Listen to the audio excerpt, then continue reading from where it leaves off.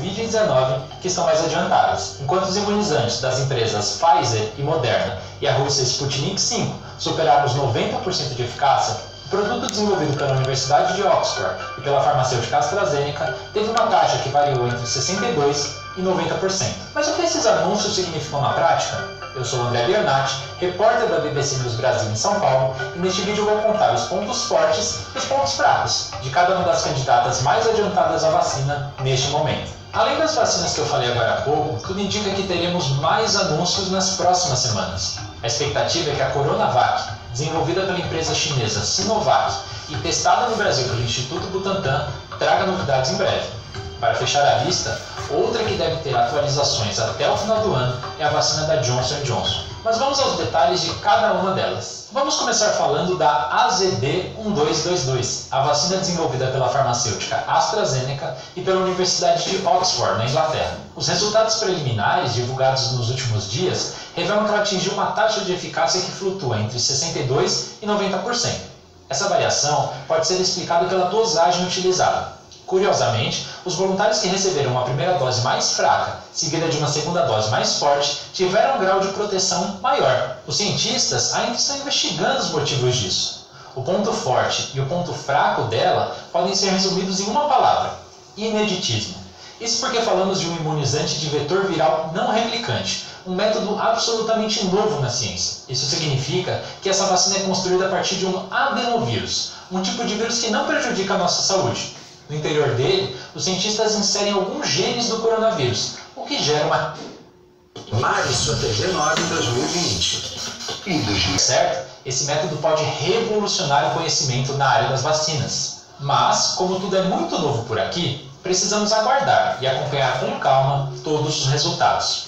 Em comparação com as suas concorrentes, a vacina de Oxford e da AstraZeneca tem uma grande vantagem no armazenamento, já que ela pode ser guardada em geladeiras comuns. O custo para sua produção das doses também parece ser mais baixo.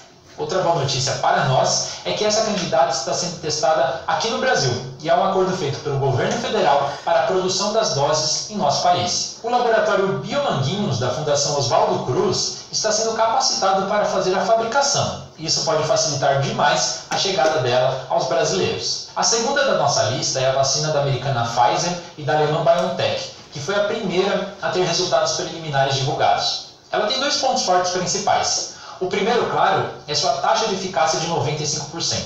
Isso significa que, de cada 100 pessoas vacinadas, 95 ficariam protegidas contra a Covid-19. É preciso destacar que essa vacina também é inédita. Ela é uma das primeiras candidatas baseadas em RNA. Essa tecnologia permite colocar na vacina uma pequena sequência genética que ensina as células do nosso próprio corpo a produzirem proteínas parecidas com o coronavírus. O nosso sistema imune, então, reconhece essas proteínas como uma ameaça e cria uma resposta que vai proteger o organismo de uma infecção de verdade. Esse tipo de vacina genética tem como grande vantagem a rapidez e a facilidade na fabricação. A Pfizer prometeu, inclusive, entregar milhões e milhões de doses logo no começo de 2021. A empresa já pediu aprovação emergencial do seu produto ao FDA, a agência regulatória dos Estados Unidos, e tudo indica que ganhará uma aprovação nas próximas semanas. O grande empecilho aqui está no armazenamento das doses. Essa vacina precisa ser mantida a uma temperatura de menos 75 graus Celsius. Para você ter ideia, essa temperatura é mais baixa do que a média que costuma ser registrada no Polo Sul, a região mais fria do nosso planeta. A dificuldade logística também pode dificultar a entrega dessa vacina a regiões remotas ou com pouco acesso à eletricidade e equipamentos mais rebuscados. A Pfizer e a BioNTech dizem que estão trabalhando para desenvolver planos logísticos detalhados para lidar com essa questão. Outro ponto negativo aqui, pelo menos quando pensamos na realidade brasileira, é o acesso a essa vacina. Até agora não há nenhum acordo oficializado entre as farmacêuticas e o nosso governo para a compra das doses ou transferência de tecnologia. Além disso, ela demandaria um plano especial de transporte e armazenamento por causa das baixas temperaturas que exige. Bom, vamos para a terceira candidata da nossa lista, a vacina da Moderna, uma farmacêutica americana. Ela também é uma vacina genética feita a partir do RNA. Em sua primeira análise, a taxa de eficácia ficou em 94%, o que é um número muito bom. Em comparação com o produto da Pfizer, o imunizante da Moderna tem como grande vantagem o armazenamento. Isso porque ele pode ser mantido a menos 20 graus Celsius, uma temperatura muito mais fácil de atingir com os congeladores que temos disponíveis hoje. A comunidade científica ainda aguarda mais informações para avaliar a segurança e eficácia dessa vacina. Se tudo der certo, o pedido de aprovação emergencial virá logo na sequência. E será que a vacina da Moderna chegará até nós, brasileiros? Até o momento, não há nenhum contrato fechado com o governo. Mas esse imunizante faz parte da COVAX, que é uma iniciativa da Organização Mundial da Saúde que pretende distribuir doses aos países menos desenvolvidos. Como o Brasil faz parte desse projeto, isso pode facilitar o nosso acesso. A vacina desenvolvida pelo Instituto Gamaleya da Rússia esteve cercada de mistérios por muito tempo. As primeiras notícias que chegaram já diziam que ela seria aprovada em território russo. Isso pegou a comunidade científica de surpresa, pois os resultados dos estudos clínicos não tinham sido divulgados até então.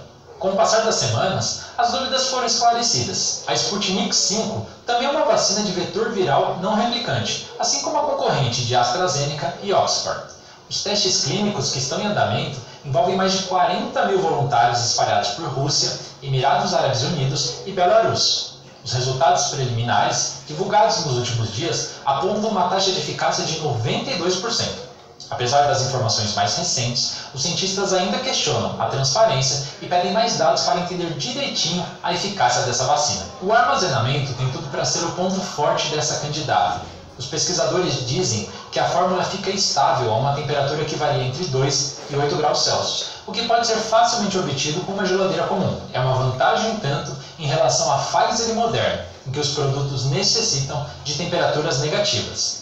A disponibilidade dela no Brasil ainda segue como incógnita. O governo do estado do Paraná anunciou um acordo para obter a Sputnik V. Já na esfera federal, o Ministério da Saúde ainda precisa conversar e combinar com os russos. A quinta candidata de nossa lista é a Coronavac, feita pela Sinovac da China e testada no Brasil pelo Instituto Butantan em São Paulo.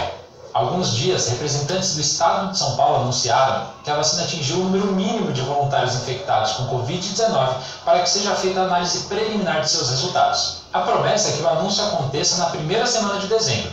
Ao contrário dos imunizantes que a gente mencionou antes, a Coronavac utiliza a tecnologia do vírus inativado. No laboratório, os cientistas utilizam substâncias químicas ou calor para incapacitar o coronavírus. Assim, ele não consegue provocar a infecção ou se replicar no organismo, mas continua gerando uma resposta do sistema imunológico. Esse método é usado há quase 70 anos e é o mesmo de outras vacinas já disponíveis, como aquelas que protegem contra a gripe e a poliomielite. O ponto positivo aqui é a confiança, já que a humanidade acumula décadas e mais décadas de experiência com esse tipo de vacina. E tudo indica que as doses da Coronavac poderão ser guardadas em geladeira comum, o que certamente é uma boa notícia.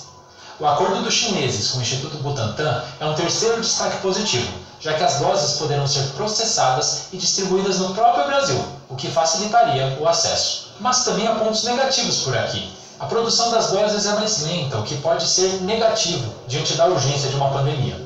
A fabricação exige um rigor elevadíssimo e uma planta industrial mais equipada.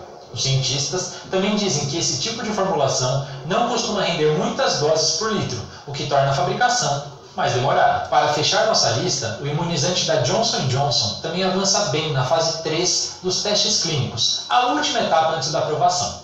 Os estudos são feitos com 60 mil voluntários espalhados por 6 países, incluindo o Brasil. A farmacêutica apostou na tecnologia do vetor viral não replicante, o mesmo método utilizado na vacina desenvolvida por AstraZeneca e Oxford e na Sputnik V. Ainda não foram divulgados os resultados preliminares dessa vacina, mas tudo indica que isso vai acontecer em breve. O fator que pode fazer a vacina da Johnson & Johnson desbancar todas as outras é que existe a chance de ela trazer imunidade com a aplicação de apenas uma dose. Todas as outras precisam de 2 para trazer a proteção desejada. É importante lembrar que essas não são as únicas vacinas nessa corrida. Há outras 5 concorrentes na fase 3 de pesquisas, e isso sem contar as mais de 50 candidatas que caminham nas fases 1 ou 2 de testes clínicos e as outras centenas que estão testadas em culturas de células ou em cobaias. E não é porque essas vacinas estão mais atrasadas que elas se tornaram menos importantes. Os cientistas dizem que teremos 2 ou 3 gerações de imunizantes contra a Covid-19, que serão essenciais para lidar com as futuras ondas de casos dessa doença. É isso. Se você ficou com alguma dúvida, deixa aqui nos comentários que a gente